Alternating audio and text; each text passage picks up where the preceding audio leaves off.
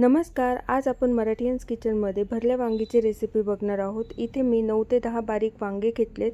ते स्वच्छ धुवून आणि त्याचे अशा पद्धतीचे 4 काप करून घेतलेत.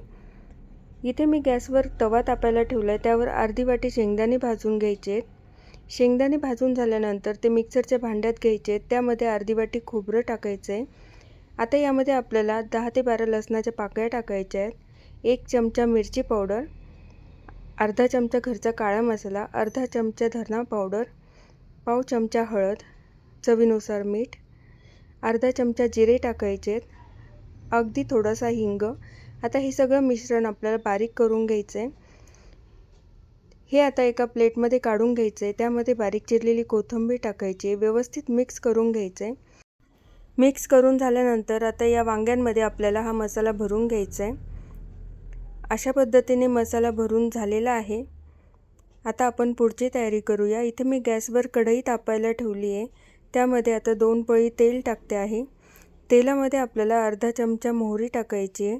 वाळलेला कढीपत्ता मी इथे टाकते आहे. अर्धा टोमॅटो यामध्ये बारीक चिरून टाकायचा आहे. टोमॅटो परतल्यानंतर यामध्ये आपल्याला सर्व वांगी टाकायची आहेत.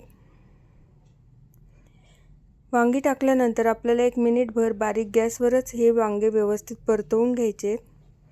परतवून झाल्यानंतर आपल्याला यामध्ये 1 ग्लास पाणी टाकायचे.